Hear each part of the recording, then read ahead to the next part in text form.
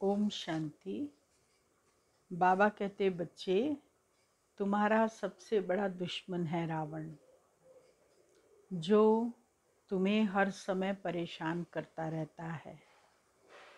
5 विकारों का प्रतीक है काम, क्रोध, लोभ, मोह, अहंकार, जिसमें से काम विकार सबसे ज़्यादा खतरनाक है, जो व्यक्ति को ले डूबता है। और काम चिता पर बैठकर हम काले हो जाते हैं। इसीलिए बाबा को आना पड़ता है, हमको पवित्र और योगी बनाने के लिए, कि जितना हम बाबा को याद करेंगे उतना पवित्रता का स्वरूप बनते जाएंगे। इसीलिए हमें बाबा को बहुत मीठे रूप से याद करते रहना चाहिए। 8 तारीख की वाणी है, मीठे बच्चे, तुम्हारा पुराना दुश्मन रावण है। तुम्हारी लड़ाई बड़ी खौफनाक है। तुम जितना एक के साथ योग लगाएंगे उतना दुश्मन पर जीत पाने का बल मिलेगा। प्रश्न है, तुम ब्राह्मणों की डिपार्टमेंट दुनिया के मनुष्यों से बिल्कुल ही भिन्न है। कैसे और कौन सी? उत्तर है, तुम ब्राह्मणों की डिपार्टमेंट है श्रीमत पर पावन बनाना और बनना। तुम योग बल से अपने पापों को भस्म करते हो। तुम्हारी सब मनोकामनाएं बाप पूरी करते हैं। मनुष्य तो जो कुछ करते उससे नीचे ही उतरते आते हैं। रिद्धि सिद्धि आदि सीख लेते हैं, परंतु पतित तो बनते ही जाते हैं। गीत बजा है, हमारे तीरथ न्यारे हैं, हम धरती के तारे हैं। ओम शांति। इस पुरानी दुनिया में रहते हुए तुम बच्चों का इस पुरानी दुनिया से कोई नाता नहीं रहा है। तुम नई दुनिया के लिए पुरुषार्थ कर रहे हो, बेहद के बाप से वर्षा लेने। जब तक स्थापना हो तब तक भल पुरानी दुनिया में बैठे हैं, परंतु तुम्हारा सारा ध्यान स्वर्ग की सच्ची कमाई तरफ है। विनाश तो होना ही है। आसार ऐसे देखने में आते हैं। यह भी जानते हो कि इस रुद्र ज्ञान यज्ञ से विनाश ज्वाला निकली है। जरूर हमारे अथवा भारत के कल्याण के लिए यह महाभारत लड़ाई लगनी है। अभी वास्तव में तुम किससे लड़ाई नहीं करते हो। तुम तो डबल अहिंसक हो। तुम्हारे पास न काम की न क्रोध की हिंसा है। मुख्य हिंसा काम की कही जाती है। यह तो है ही पतित दुनिया। किस कारण पतित बने हो? विकार के कारण। यह काम विकार आदि मध्य अंत दुख देता है। क्रोध के लिए नहीं कहा जाता। अपवित्रता और पवित्रता की बात है। काम ही सबको धोखा देता है। इस काम पर ही अबलाओं पर अत्याचार होते हैं। एक पवित्र बने, दूसरा न बने तो झगड़ा हो पड़ता है। बाबा कहते, दोनों को प्रतिज्ञा करनी है। ज्ञान चिता पर बैठने की, वह काम चिता पर बिठाते हैं। बाप वह सौदा कैंसिल कराते हैं। अब पवित्र दुनिया स्थापन होती है तो वह सौदा कैंसिल करना पड़े। ज्ञान चिता पर बैठने से पवित्र बन पवित्र दुनिया के मालिक बनेंगे। तुम्हारी भी लड़ाई है। उस बाहुबल की लड़ाई से वास्तव में तुम्हारी लड़ाई बड़ी खौफनाक है। वहाँ तो बंदूकें चलती हैं, बम फोड़ते हैं तो मर भी जाते हैं लोग, और यहाँ की जो लड़ाई है वो बहुत ज़्यादा खौफनाक है। जो दिखाई नहीं देते हैं और नहीं दिखाई देते हैं तो मनसा और बुद्धि को डिस्टर्ब करने वाले 5 विकारों के साथ हमारा युद्ध चलता है, क्योंकि रावण तुम्हारा बहुत पुराना दुश्मन है, उस पर जीत पानी है। जितना एक के साथ बुद्धि योग लगाएंगे तो बल मिलेगा। सारा मदार है श्रीमत पर चलने का। श्रीमत कहती है कि ग्रस्त व्यवहार में रहते सर्वगुण संपन्न 16 कला संपूर्ण बनना है, आत्मा को ही बनाना है। आत्मा 16 कला संपूर्ण थी, अब वह 84 जन्म लेते लेते नीचे उतरती है। जरूर बच्चे जानते हैं देवी देवताओं का राज्य था, राम राज्य स्थापन हुआ, राम नाम रख दिया। वास्तव में नाम शिव है, शिवाय नमः कहते हैं। राम राज्य नहीं, राम राज्य स्थापन हुआ, राम नाम रख दिया है। वास्तव में नाम शिव है, शिवाय नमः कहते हैं। रामा ए नमः नहीं कहते हैं।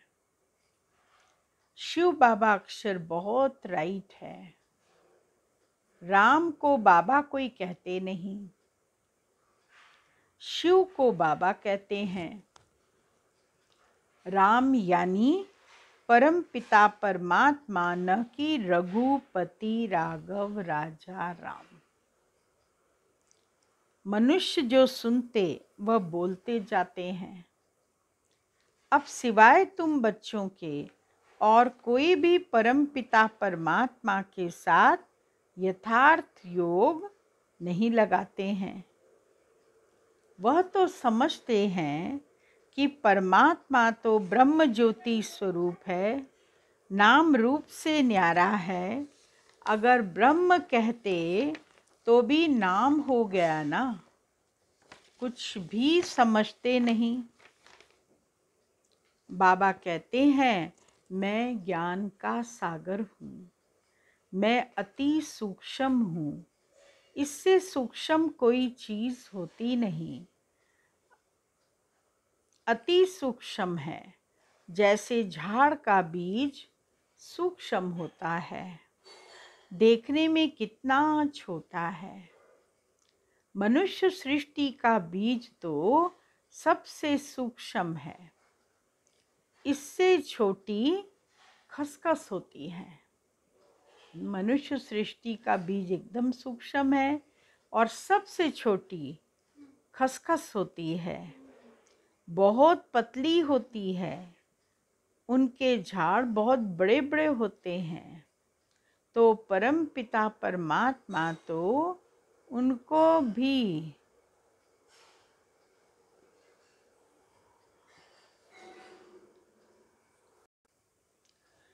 बाबा कहते हैं मैं ज्ञान का सागर हूँ, मैं अति सूक्ष्म हूँ, इससे सूक्ष्म कोई चीज़ होती नहीं। अति सूक्ष्म है, जैसे झाड़ का बीज सूक्ष्म होता है, देखने में कितना छोटा होता है। छोटा सा बीज और कितना बड़ा झाड़ निकलता है। मनुष्य सृष्टि का बीज तो सबसे सूक्ष्म है, जो बिंदी दिखाई नहीं देती। सबसे छोटी खसखस होती है, बहुत बारीक बारीक बीज होते हैं उसके, बहुत पतली होती है। उनके झाड़ बहुत बड़े बड़े होते हैं। तो परमपिता परमात्मा तो उनसे भी अति सूक्ष्म बिंदी है। बाबा कहते हैं, मैं जो हूँ जैसा हूँ इस रीति तुम्हारे में भी नंबरवार जानते हैं। कोटों में कोई ही इस राज को समझते हैं। शिव बाबा जैसी महिमा और कोई भी मनुष्यात्मा की नहीं हो सकती। कैसे आकर पतित दुनिया को पावन बनाते हैं। सन्मुख आकर बच्चों को पढ़ाते हैं। कुछ भी जानते नहीं हैं, न मुझे जानते न चक्र को जानते हैं। अभी तुम नंबरवार पुरुषार्थ अनुसार जानते हो। तुम्हारा इस पुरानी दुनिया की बातों से ताल्लुक नहीं है। मनुष्य तो घोर अंधियारे में है, उनका तो धंधा ही अपना है। तुम्हारा धंधा अपना है। तुम हो गए गुप्त योग बल की सेना, वह है बाहुबल की सेना, उनको तुम जानते हो। तुमको कोई नहीं जानते। वो लोग साइंसदान, साइंटिस्ट स्टार पर जाने की कोशिश करते हैं। देखा है तो समझते हम क्यों नहीं जा सकते। हम समुद्र का अंत क्यों नहीं पा सकते, इसीलिए पुरुषार्थ करते हैं। बाकी जो इन आँखों से नहीं देखा जा सकता, उनका पुरुषार्थ कर नहीं सकते। उनकी बुद्धि में तो स्थूल चीज़ें आती हैं, उनके लिए पुरुषार्थ करते हैं। सूक्ष्म से सूक्ष्म परमात्मा को तो जानते ही नहीं। स्थूल चीज़ों के लिए पुरुषार्थ करेंगे कि समुद्र की तह में क्या है देख के आएं, मंगल के अंदर क्या है वो देख के आएं, चांद पर लोगों को पहुंचाएं, कॉलोनी बनाएंगे वहाँ। तो ऐसे उन जो स्थूल चीज़ें हैं उनकी तरफ उनकी बुद्धि जाती है। जो अति सूक्ष्म परमात्मा है उसकी तरफ बुद्धि नहीं जाती कि अगर वो लाइट के समान है तो हम उसके ऊपर एक्सपेरिमेंट करके उसके बारे में जानें। खुद ही आकर बच्चों को अपना परिचय देते हैं। तुमने चित्र बड़ा ज्योतिर्लिंगम बनाया है, तो तुम्हारी बुद्धि में भी वह आता। बाप बच्चों को समझाते रहते हैं कि जैसे बाप की गतमत न्यारी है, वैसे तुम्हारी सद्गति की मत सारी दुनिया से न्यारी है। तुम्हारा और कोई बात से ताल्लुक नहीं है। तुम बच्चे ब्राह्मण हो। ब्राह्मणों का विस्तार तो कुछ है नहीं। वो ब्राह्मण लोग कहेंगे हम ब्रह्मा की औलाद हैं। ब्रह्मा तो हुआ प्रजापिता, उनका बाप कौन वह तो कोई जानते नहीं। वह तो त्रिमूर्ति ब्रह्मा कह देते हैं। ब्रह्मा के 3 रूप कैसे हो सकते, यह तो 3 देवताएं हैं। तीनों की एक्टिविटी अलग है, रचयिता तो एक ही शिव है। हम सब उनकी रचना वहाँ रहने वाली हैं। ऊंच ते ऊंच बाप ही सुप्रीम सोल है। सुप्रीम सोल एक निराकार बाप को कहा जाता है। ऐसे नहीं कि वह भी निराकार परमात्मा और हम आत्माएं भी निराकार। सब एक ही हैं, सब उनके ही रूप हैं। नहीं, बाप अलग है और बच्चे अलग हैं। तुमको बाप ने नॉलेज दी है। शास्त्रों में तो यह बातें हैं नहीं कि ब्रह्मावंशी ब्राह्मणों को परमपिता परमात्मा बैठ पढ़ाते हैं। परमात्मा ने आकर यह ब्रह्मामुख वंशावली रची है। जब चक्र पूरा हो, संगम होता है, तो बाप आकर पतित दुनिया की अंत और पावन दुनिया की आदि करते हैं। तो ज़रूर संगम पर ही आना पड़े। पावन बनने में टाइम लगता है। आधा कल्प से सिर पर पापों का बोझा है। योग अग्नि से तो आत्मा में खाद पड़ी है, वह निकलती है। तुमको सतो प्रधान बनना है। हम जो पतित बने हैं, याद से ही हम पावन बनते जाएंगे। कितना सहज है। हमको फिर 84 जन्मों का चक्कर लगाना है। बच्चों को यह नॉलेज मिली है। बाप भी कहते हैं हम तुमको फिर से राजयोग सिखलाने आए हैं। बाप वर्षा देते हैं, रावण श्राप देते हैं। यह बाप ही बैठ समझाते हैं। इस समय बाप आकर सब मनोकामनाएं पूरी करते हैं। अशुभ कामनाएं तो माया पूरी करती है। आजकल रिद्धि सिद्धि वाले बहुत पैसा कमाते हैं, अपने कार्य करने के लिए बहुत पैसा लेते हैं। तो इसीलिए बाबा ने कहा कि बाबा जो है वो सबकी मनोकामनाएं पूर्ण करते हैं। माया जो है वो अशुभ जो मनोकामना हमको अंदर में आती है उसको पूरी करती है। वह कामनाएं माया पूरी करती है। उनकी भी किताब आदि होती है। तुमको तो कोई किताब नहीं, शास्त्र आदि नहीं पढ़ना है। तुम्हें बाप की श्रीमत है, बच्चे पावन बनो और पावन बनाओ। तुम्हें कभी पतित नहीं बनना है। तुम्हारी यह डिपार्टमेंट ही अलग है। कल्प पहले जो आकर ब्राह्मण बने होंगे वही पुरुषार्थ करेंगे। देवताओं का देखो कैसे सैपलिंग लग रहा है। ब्राह्मण बनते जाते हैं। जो थोड़ा भी सुनकर जाते तो प्रजा में आ जाएंगे, राजधानी में आ जाएंगे ना। मौत सामने खड़ा है। खिटपिट थोड़ा जोर भी भर सकती है। झगड़े वगैरह जो होते हैं वो कभी जोर भरते हैं, कभी आहिस्ता हो जाते हैं, बंद भी हो सकती है। बुद्धि कहती है कि अर्जुन अभी थोड़ी देरी है। राजधानी अभी कहाँ स्थापन हुई है। राजाओं सन्यासियों आदि को अर्जुन ज्ञान कहाँ दिया है। विवेक कहता है विनाश में थोड़ा देरी है। बाकी रिहर्सल होती रहेगी। वंडर है ना, वह यज्ञ रचते हैं लड़ाई बंद करने के लिए। भगवान ने यज्ञ रचा है सारी दुनिया का परिवर्तन करने के लिए, विनाश के लिए। थोड़ा शांति होगी तो कहेंगे हमने यज्ञ रचा इसीलिए शांति हो गई। पानी बरसाना होगा तो यज्ञ रच देंगे और पानी बरस गया तो कहेंगे यज्ञ सफल हो गया। एक बार यज्ञ सफल हुआ तो चलता रहेगा।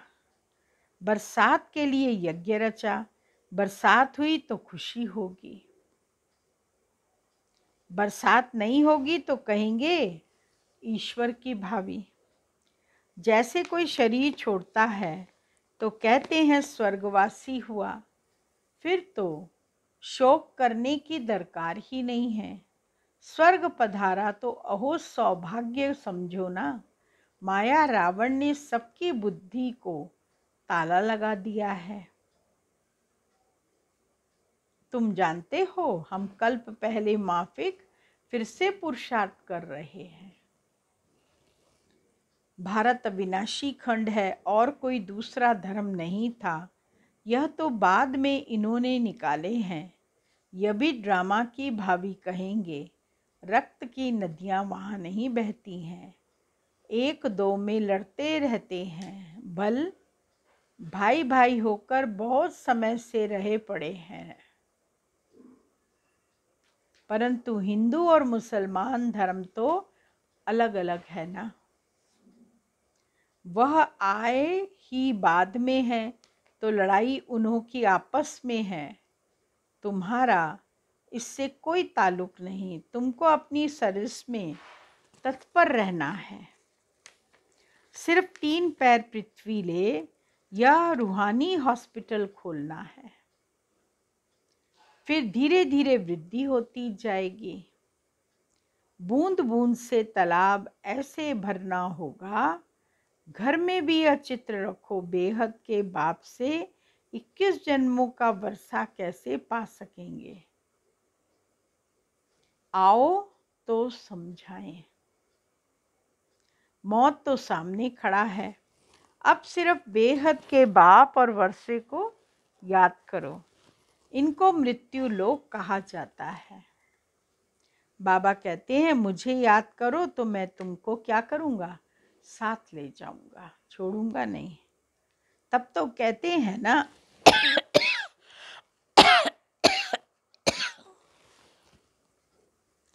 मैं कालों का काल महाकाल हूँ।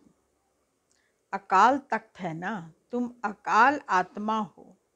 बच्चे समझते हैं कि हम इस दुनिया से बिल्कुल न्यारे हैं। यहाँ पढ़ाने वाला विचित्र है। आत्माओं से बातें करते हैं, आत्मा ही सुनती है, आत्मा ही इस मुख द्वारा सुना रही है, आत्मा इन कानों द्वारा सुन रही है। हम आत्मा इस शरीर से यह करते हैं। आत्मा को रसना मिलती है, आत्मा ही कहती है यह मीठा है, यह खट्टा है। आत्मा में संस्कार रहते हैं। आत्मा को आत्मा को रसना मिलती है, आत्मा ही कहती है यह मीठा है, यह खट्टा है। आत्मा में ही संस्कार रहते हैं।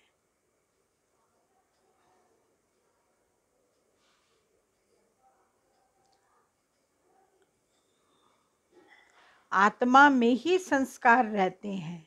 आत्माओं को बाप कहते हैं अब घर वापस जाना है।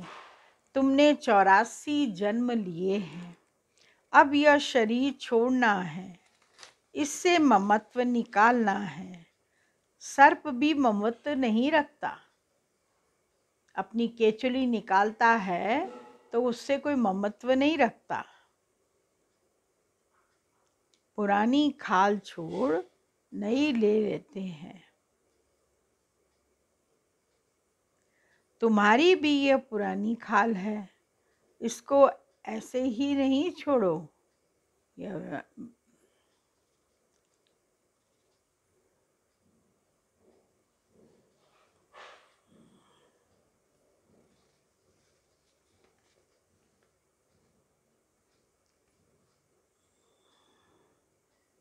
आत्मा इन कानों द्वारा सुन रही है। हम आत्मा इस शरीर से यह करते हैं। आत्मा को रसना मिलती है, आत्मा ही कहती है यह मीठा, यह खट्टा है। आत्मा में ही संस्कार रहते हैं। आत्माओं को बाप कहते हैं तुमने 84 जन्म लिए हैं, अब यह शरीर छोड़ना है, इनसे ममत्व निकालना है। सर्प भी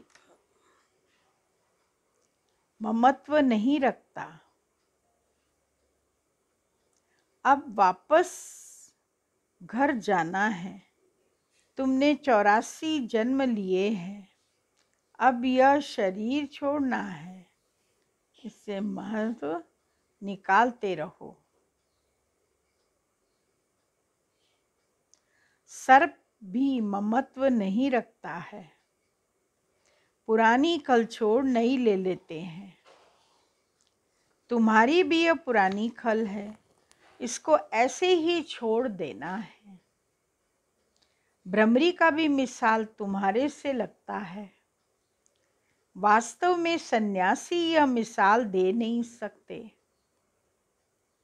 इस पतित दुनिया में सब विकारी कीड़े हैं। तुम ब्राह्मणियां उन्हों को भू कर पतित से पावन बनाती हो।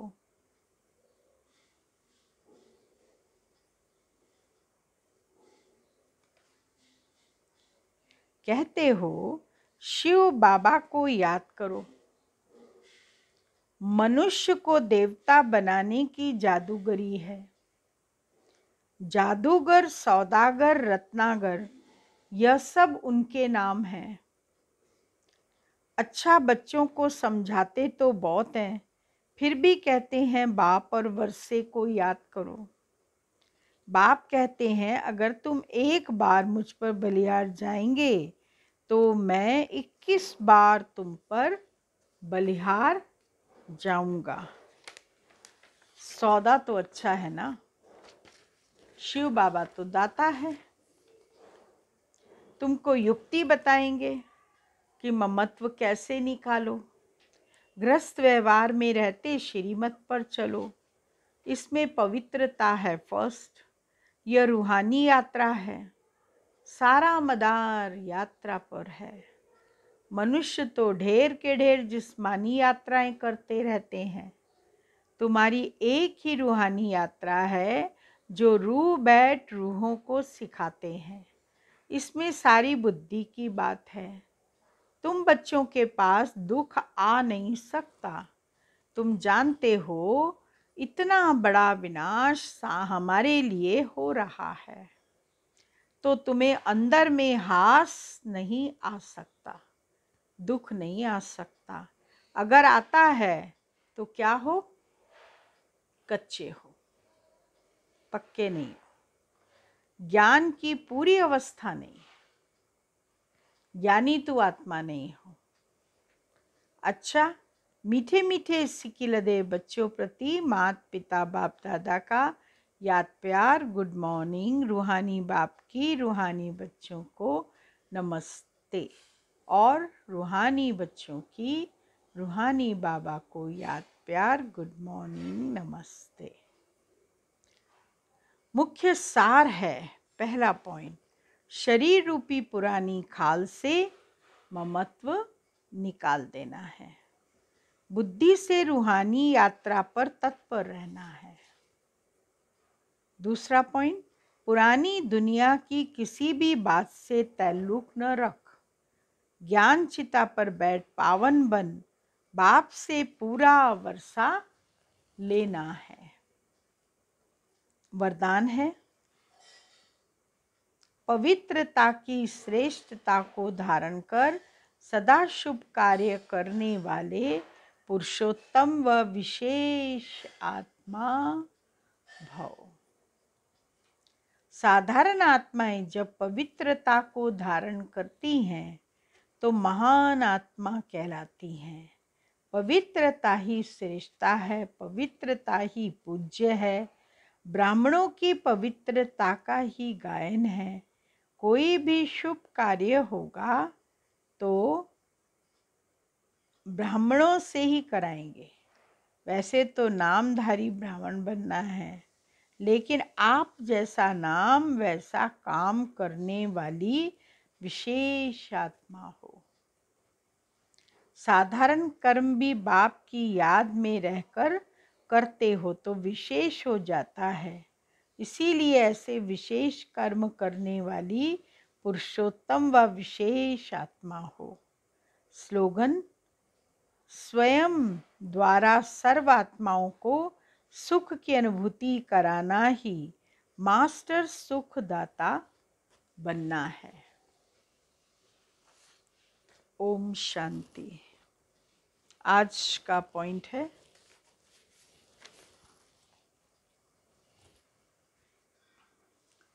मर्यादा पुरुषोत्तम आत्माओं का एक एक बोल ऐसा होता है जिसे सुनने के लिए सब चातक होते हैं। सोचते हैं कि यह कुछ बोले और हम सुने। इसीलिए जो भी बोलते हो वह व्यक्ति, समय, संगठन, स्थान, वायुमंडल को देखकर बोलो। रमणीकता का गुण अच्छा है, लेकिन व्यर्थ की हंसी मजाक न हो। अधिक बोल न हो। किसी के दिल को दुखाने वाले बोल न हो। आराम देने वाले बोल हों तब कहेंगे मर्यादा पुरुषोत्तम। ओम शांति।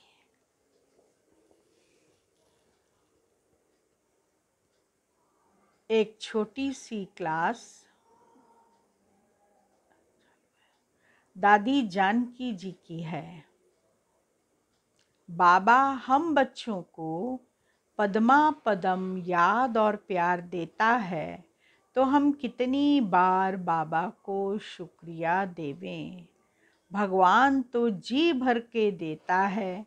बच्चे भी ड्रामा अनुसार बाबा से जो मिले वो चात्रक बन लेते रहते हैं। यह यज्ञ भी सभी के सहयोग की बूंद बूंद से तालाब हो गया है। बच्चे देते हैं तो बाबा बच्चों के लिए मकान बनाते हैं। किससे मांगने की जरूरत नहीं है। बच्चे चात्रक समान ज्ञान की एक एक बूंद को मोती बनाएंगे तो यह जीवन हीरे तुल्य, हीरे मोती माणिक की माला में पिरोए जाएंगे। जिसको ऐसा बनना है उसके चिंतन में सिवाय बाबा के और कुछ आता नहीं है। यह कमाई का टाइम है, इसीलिए बिगर मांगे मोती मिल रहे हैं, तो ले लो।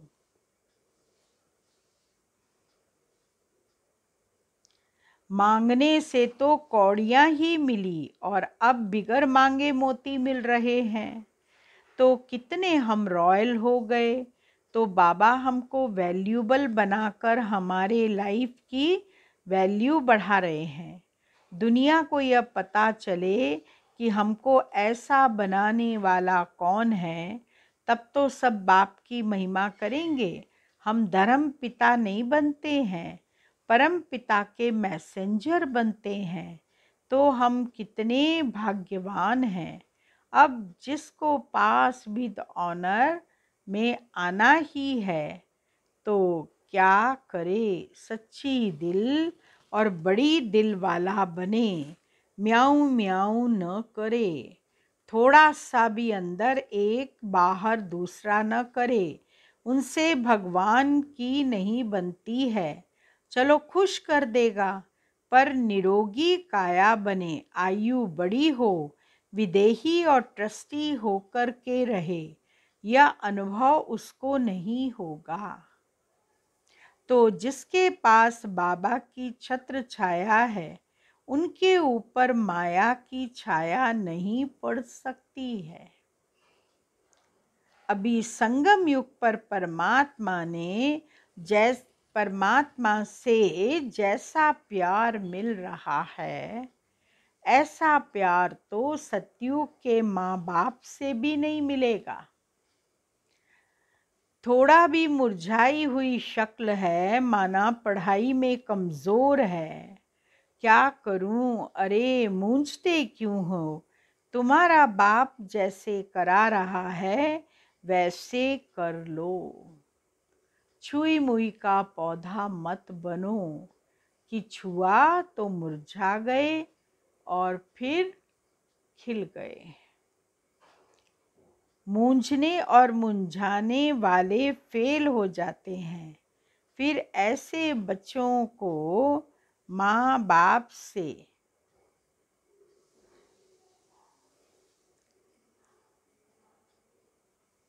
मूंझने और मुंझाने वाले फेल हो जाते हैं। फिर ऐसे बच्चों को माँ बाप प्यार नहीं करते हैं।